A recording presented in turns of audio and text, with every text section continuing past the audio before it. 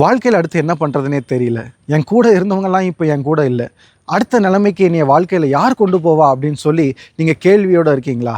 கவலைப்படாதீங்க. இதே கேள்வியோட பைபிள்ல ஒருத்தங்க இருந்தாங்க. அவங்க யாரு தெரியுமா? ஏவாள். மூத்த பையன் நாடோடியா போயிட்டான். 2வது பையன மூத்த பையன் கொன்னுட்டான். இப்படி இருக்கிற சூழ்நிலையில அடுத்து என் வம்சாவளி என்ன ஆகும் அப்படின்னு சொல்லி ஏவாளும் ஆதாமும் கலங்கி நின்ற சமயத்துல இயேசு அவர்களுக்கு ஒரு ஆசீர்வாதத்தை கொடுத்து ஒரு குழந்தையை கொடுக்கிறாரு. ஏவாள் சொல்றா, ஒன்றுமில்லாத மரித்த ஒரு நிலைமையில எனக்கு ஆண்டவர் கொடுத்த இந்த குழந்தைக்கு சேத்துன்னு பெயரிடுறேன் அப்படின்னு சொல்லி. ஒருவேளை உங்க நிலைமையும் மரித்து இருக்கலாம். உங்கள் வாழ்க்கையிலையும் ஒரு சேத்தை கொடுக்கிறது இயேசுவுக்கு லேசான காரியம். இந்த சேத்தினுடைய வம்சாவளியில தான் இயேசுவே பிறக்கிறாரு. எவ்வளவு பெரிய அற்புதம் இல்ல?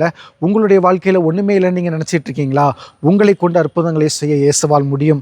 உங்கள் கண்கள் அற்புதங்களை காணும். அந்த நாட்களுக்குள்ள ஆண்டவர் உங்களை வழி நடத்த போகிறார். ஒண்ணே ஒண்ணுதான் நீங்க செய்யணும். இயேசுவை பிடித்திக்கோங்க. அவருடைய வார்த்தையில நிலை கொண்டு இருங்க. உங்களை அற்புதங்களை காணச் செய்வார்.